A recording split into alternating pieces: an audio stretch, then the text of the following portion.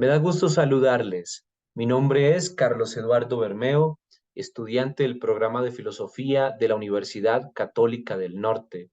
En este caso, desarrollo el curso de Seminario de Filosofía Práctica, la actividad número 4 que concierne la elaboración de un video exposición. Me ha parecido de manera significativa ya el desarrollo de la unidad número 5, que tiene como eje central el hecho de relacionar los problemas derivados de la filosofía de la acción de Hegel y Marx con los problemas de la praxis contemporánea.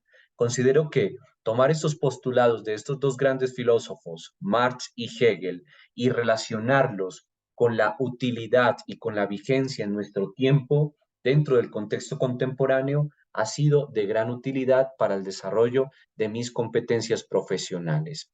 Quisiera entonces entrar en materia de la siguiente manera, principalmente tomando la temática número 1 que hace referencia al hecho de las interpretaciones y las corrientes. Entonces, le vamos a dar continuidad básicamente al pensamiento de Hegel. Se dice que después de la muerte de Hegel, en el año 1931, pues surgieron dos corrientes que se fueron desarrollando y que estuvieron permeadas de un contexto político y de un contexto religioso. A estas corrientes se les conoce tanto de derecha como de izquierda. Y es que, claro, el pensamiento de Hegel pues ha marcado un hito de gran importancia dentro del aporte que éste ejerció a la historia de la filosofía. Podría decir que Hegel ha marcado un punto de inflexión en toda la historia de la filosofía. Y esto es un galardón que se lleva de por sí Hegel. Hegel concibe la historia como el escenario donde la realidad progresa superando lo que serían básicamente contradicciones y este escenario histórico se libera superándose a sí mismo. ¿Sí? Lo que quiere decir que Hegel entiende al ser humano desde un punto de vista histórico. O sea, para Hegel, el ser humano es un ser histórico. Nosotros somos seres históricos desde el planteamiento de Hegel. Entre todos los seres que piensan, Hegel crea una analogía que termina denominando la batalla entre el amo y la batalla entre el esclavo. Esta analogía me pareció bastante interesante dentro de este planteamiento que lleva a cabo Hegel. Dentro de la analogía, él expresa que el esclavo teme a la muerte y básicamente se somete a la vida. El someterse a la vida es estar sometido ya a su jefe. Pero también Hegel destaca el hecho de que el jefe se siente culpable de alguna manera porque el esclavo está sometido a él y en consecuencia el mismo amo de alguna manera no encuentra ese estado de plenitud que es importante encontrar. Entonces, aquí se encuentra el hecho de la batalla entre el amo y el esclavo. Pero Hegel, en medio de todo este acontecimiento, y pienso que es uno de los elementos de mayor aporte al hecho de la filosofía, propone la dialéctica. La dialéctica tiene tres momentos, como lo vimos a lo largo del curso. Hegel propone una tesis, propone una antítesis y propone una negación, bueno, antítesis o negación, y propone lo que sería la síntesis. Entonces, estos tres momentos, tesis, antítesis o negación, y el hecho de una síntesis, que sería la negación de la negación, según el planteamiento de Hegel. Entonces, Hegel dice que única y exclusivamente podemos alcanzar la verdad solo si se reconocen todos los pasos de la dialéctica. O sea, si el hombre recorre todos los pasos de la dialéctica, puede llegar exclusivamente a la verdad. La realidad se puede entender única y exclusivamente en función de la totalidad de lo real, según la propuesta de Hegel. Y lo real se conoce a sí mismo. La sustancia deviene del sujeto, nos dice Hegel ya propiamente en su planteamiento. El sujeto de este proceso dialéctico de la realidad o la historia es la mente, o lo que él conoce como el espíritu. Y la mente se sirve de los seres humanos para conocerse a sí mismo, siendo este básicamente el objeto fundamental de un ser que se autoconoce.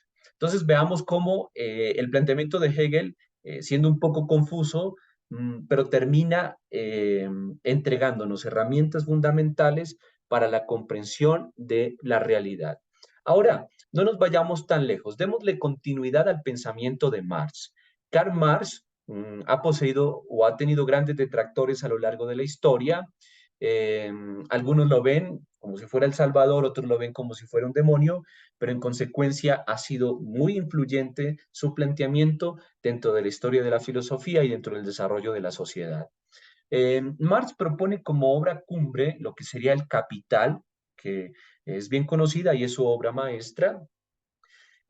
Marx está o desarrolla su pensamiento dentro de un contexto bastante particular, ¿sí? El socialismo utópico francés, por ejemplo, de Saint-Simon, que ejerció gran influencia en el pensamiento de Karl Marx. También la filosofía alemana está bastante permeada dentro de su pensamiento.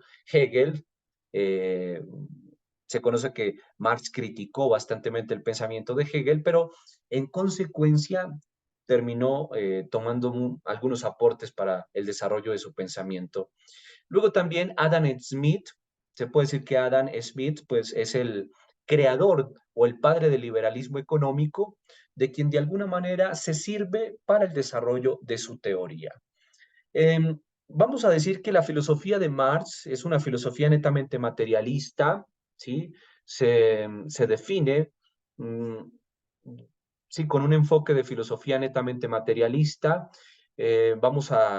O podríamos decir que el materialismo sostiene que todo básicamente es materia, que no se puede tener un conocimiento científico que no sea básicamente a través de la materia, ¿sí? Y esto es algo importante dentro del planteamiento de Karl Marx, un filósofo netamente materialista. Él expone que no existe el alma, no existe Dios o no existe nada de lo que sea netamente espiritual. Estos son únicamente y exclusivamente fenómenos reductibles o causas materiales, según el pensamiento de Marx. Lo que quiere decir que el ser humano es un animal social y las sociedades humanas se comprenden por las relaciones netamente materiales. Y esto es digno de destacar dentro del pensamiento o dentro del planteamiento que nos ofrece Karl Marx. Ahora, veamos algunos apartes que considero son bastante importantes, como por ejemplo, mmm, el hecho de las corrientes del pensamiento de Marx. Entonces se habla que Marx le aporta a la sociedad el hecho del marxismo, le aporta el marxismo y leninismo, le aporta el marxismo ortodoxo, le aporta el marxismo analítico. Y estas han sido algunas de las corrientes que han estado inmersas, impresas dentro del contexto y dentro del tejido social. Pero quisiera quedarme entonces con la temática número dos, que sería ya la praxis contemporánea. Y aquí vale la pena rescatar este interrogante, si son todavía vigentes las propuestas de Hegel y de Marx. ¿Podrían ofrecer estas corrientes o estas teorías soluciones o lecturas de a las problemáticas actuales? Y luego, ¿qué propuestas nos ofrece la filosofía reciente a partir de Hegel y de Marx? Entonces, tenemos estos interrogantes que de una u otra manera podrían darnos ya luces para ver de qué forma son vigentes en el tejido social. Pues bien, empecemos con Hegel, ¿sí? ¿Cuál sería la vigencia de Hegel dentro de la filosofía y dentro del pensamiento contemporáneo? Hay tres puntos claves.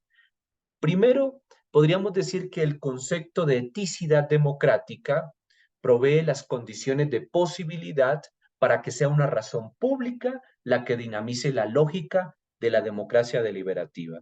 Y creo que esta parte del hecho axiológico, de la parte de la eticidad sumergida dentro del campo democrático, ha sido uno de los aportes fundamentales y que hoy podríamos decir son de gran vigencia. Luego también repercute la parte de la eticidad democrática, y que ésta se logra a través del derecho, la literatura y los recursos morales. Es un elemento también bastante importante e interesante. Y luego también la lucha por el reconocimiento explica la dinámica social que se encuentra bajo la eticidad democrática. Son tres elementos que me parecen son bastante vigentes dentro de la filosofía de Hegel y que se aterrizan muy bien al contexto actual contemporáneo. Ahora, quedémonos con Karl Marx. Podríamos decir que la vigencia del pensamiento de Marx es una vigencia pues que se conecta con sus planteamientos, porque podríamos decir que hoy más que nunca, en los albores del siglo XXI, el marxismo está vigente y no solo como ciencia académica, no solamente entre los eruditos, entre las personas letradas, sino también como una herramienta de liberación de los trabajadores del mundo y como un factor de construcción de lo que sería una nueva sociedad sin explotados y sin explotadores. Y creo que esto es un elemento bastante influyente y que está latente dentro del contexto social contemporáneo.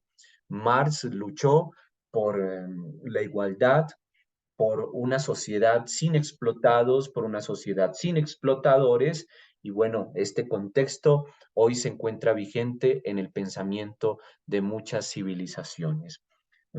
Podríamos decir que Marx pues propone abolir lo que sería la propiedad burguesa y el libre mercado, el hecho de su propuesta, medios de producción de la propiedad del Estado, y podríamos decir que es la teoría que propone la puesta en práctica del comunismo, que bueno, hoy ha sido muy mal interpretado, que ha sido una propuesta que muchos sectores políticos han tomado y que de una u otra manera han repercutido en el empobrecimiento del pueblo, en el empobrecimiento de las naciones.